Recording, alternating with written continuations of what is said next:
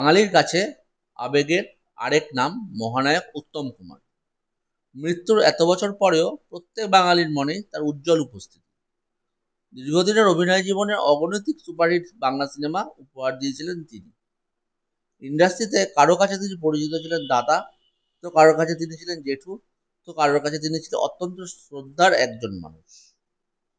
তবে ইন্ডাস্ট্রিতে তার সাথে সবসময় অভিনেতা সৌমিত্র চট্টোপাধ্যায়ের নাম জুড়ে দিয়ে এক অদৃশ্য রেশারেশি টানতেন দর্শকরাই।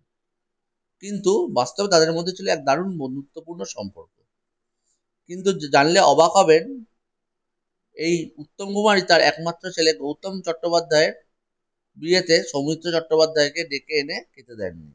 এমনিতে চট্টোপাধ্যায় বাড়িতে অতিথি আপ্যায়নের বিষয়ে কম বেশি সবাই জানেন।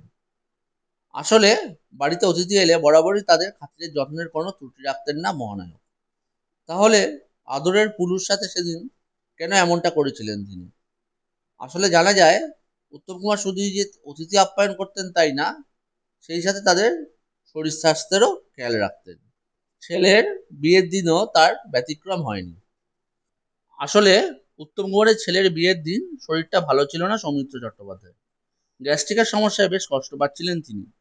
তাই সেদিন একমাত্র ছেলের বিয়েতে স্নেহের পুলুকে জড়িয়ে ধরে অভ্যর্থনা জানালেও খাবারের ব্যাপারে সতর্ক করে দিয়ে তাকে শুধু দই মিষ্টি খেতে দিয়েছিলেন মহানায়ক। সেদিন তারা একসঙ্গে বসে বেশ খানিকক্ষণ গল্পও করেছিলেন।